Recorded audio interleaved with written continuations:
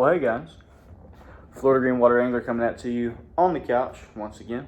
So, as you can see, we've got a new rod. All right, not just any rod. This is Bull Bay's newest rod they came out with. This is called the Banshee, as you can see right here. All right, so real quick, I'm just gonna let y'all look at this. Just look at the beautiful work of this rod. All right, very nice reel seat. Got that nice double lock nut on the reel seat that I like so much. All right, EVA foam and some cork in here. All right, very high grade A cork. I like it. All right, I got it paired up with a little 2500 sustain. But the thing that I really like about this rod, I mean, just can we appreciate real quick just the color of it, just that desert tan looking color. I mean, it's a good looking rod. All right, so enough about the colors and all that. Let's dive into it a little bit. So luckily, the good thing about, one of the good things, I guess I should say, about being in Central Florida is I'm not too far from Lakeland, and Lakeland is where the home office of Bull Bay is. So went over there and talked to some of my buddies that work in there. And they're actually building me a custom rod. It's almost done. It's probably going to be done this week. I had to wait for Fuji to get the guides in, but should be done this week. So be looking forward in the future for a video of that. Now, with this rod, when I was in there, you know, they've got a lot of these Banshees in, and, you know, I've heard a lot of good things about them, but a lot of my buddies fish them, and I've never fished one. And, you know, once you pick one up in the store and you can look at it and feel the action and bend the rod tip and things like that, there's only so much you can do. And I was like, you know what, the heck with it, I'm just gonna buy one and see what I like. Well, I bought one and you know, didn't fish that night. The next night I took it out and fished with it, and I'll tell you what, I really enjoy slinging this rod. All right, so there's a bunch of different models, a bunch of different actions. Okay, the one I got is kind of like their kind of staple rod. All right, it's a 7'4", 5 to 10. It's a medium light. All right, so this is a pretty light rod. Okay, you know, if you want to see the specs on it, there's the specs. If I can, I'm working off an iPhone, so bear with me. All right, but 7'4", 5 to 10, medium light. Okay, so the thing I really like about Bull Bay is that their rod actions are a little different maybe than your normal rod action. So a medium light to me feels more like a medium action. Okay. A medium action for me feels a little bit more like a medium heavy, all right? And then a medium heavy for me, it feels more kind of almost like a heavy. It's kind of you know, what flavor ice cream you like, all right? Everybody's a little bit different on how they like their stuff. Now, the main kind of fishing I do is all inshore, redfish, trout, snook, you know, tarpon. You know, that's mainly what I target, okay? And peacock bass, as you guys know, a lot. All right. By the way, this rod right here is going to be a perfect friggin' peacock bass rod. I cannot wait to go down south and try this out. There's going to be a video of that coming up here in the next few weeks. All right, so look out for that as well. Okay. But now, so my original impressions of this rod, okay, very light, very balanced in the hand. I mean, as you can see, it's pretty balanced.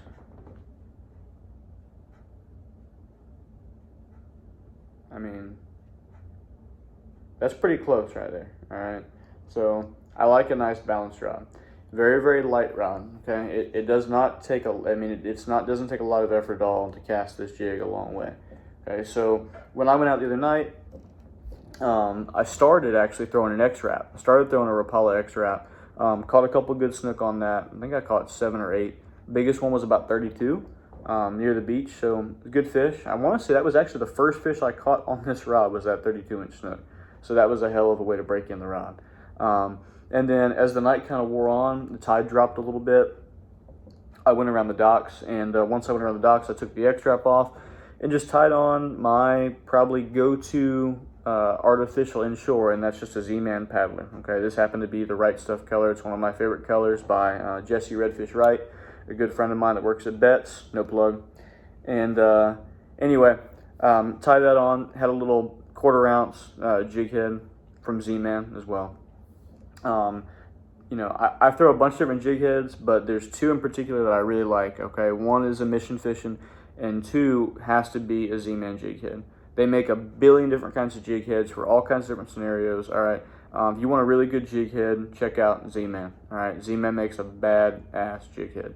Okay, so that's what I tied on around the docks, and skipping a lure with this rod right here. If you can skip a lure, this rod right here is the rod you want. All right, this thing is super, super, super accurate. All right, even though it's a 7.4, it's a little bit on the long side, but it's an accurate rod. Okay, as long you can put that jig wherever you want. If you've got experience skipping and you're confident in your ability to skip a lure under docks or whatever, great rod selection. Okay, now pros and cons of this rod. Okay, real quick, I'm just gonna name some of the cons because there's a couple.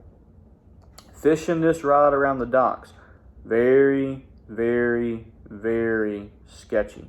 All right, this is a great rod. Do not get me wrong. Okay, I've got to play devil's advocate a little bit, and I can't just name all the good things about this rod. I will a little bit, but I'm trying to kind of let you guys know my real opinions on it. Okay. Caught some good fish around the docks. Okay, nothing over 30 inches, but we've got a really bad red tide going on right now down in Florida on the west coast. But nothing over 30 inches around the docks, but a lot of nice snook. Okay, mid to high 20s. Now, like I said, this is a medium light action rod. So around the docks, very, very, very sketchy. Some of the fish I hooked, set the hook, and immediately you've got some backbone, but you do not have a ton of backbone to be able to pull these fish out of the docks. Usually, when I hook a good one, I've got to go in there and get him. Okay, that's a con, but I mean you can't really help it. All right, and this rod really is not, in my opinion, this rod is not designed for fishing around docks and like seriously heavy cover. Okay, I just like doing it because I like seeing what the rod's made of. I want to see if I can pull a fish out from underneath the dock. And a couple of the snook I was able to get out. Some of them I had to go get. I had to walk under the dock, untangle them, because by the time I set hook on those fish, there's just not enough time and not enough backbone in this rod for me to set the hook and just horse these fish out. You can't always do that, all right? If you're throwing a 6,000, and you're throwing a friggin' extra heavy, different story, all right? But with this rod, you can't do it. Where I think this rod is really gonna shine is on the flats, all right? This is going to be, I cannot wait for wintertime, because this rod right here is going to be a great, great wintertime flats fishing rod. Okay, whether I'm throwing like a bait like a Miradine or a Z-Man, like a paddler like this, something rigged weedless, maybe Texas rig, or even a topwater plug. A Zara spook, I could probably sling a Zara spook 80 yards with this rod. All right, no problem at all. Okay, so where I think this rod is really going to shine is on the flats. Redfish, trout, flounder, those nice, good size. Hopefully this wintertime there'll be some good snook up on the flats. This red tide we've got is just killing the fish, and it's really, really bad. It's one of the worst I've ever seen in 27 years of being in Florida. Okay, the pros of this rod: very light, very durable. The sensitivity is great, especially fishing braid. I mean, I'm throwing 10-pound, that Berkeley X9 braid.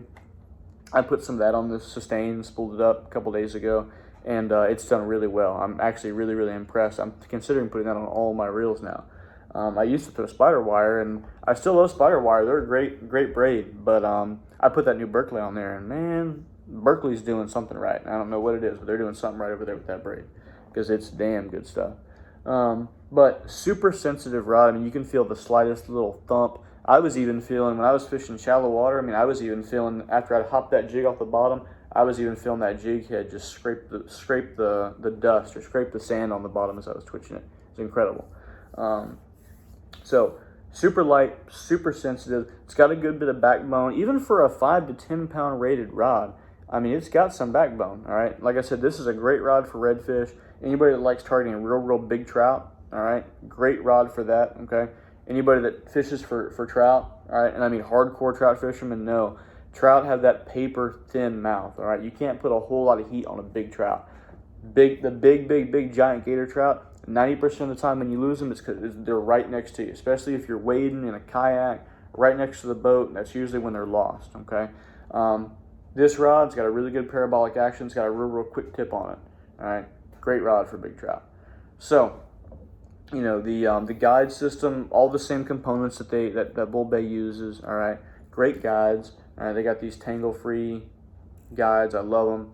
Okay, like I said, I've got it paired up with a 2500 size reel. This is an old school sustain. Great reel. All right, 40-pound Seagar inshore series. I like throwing 40 around the docks, which is, like I said, the last place I took this rod.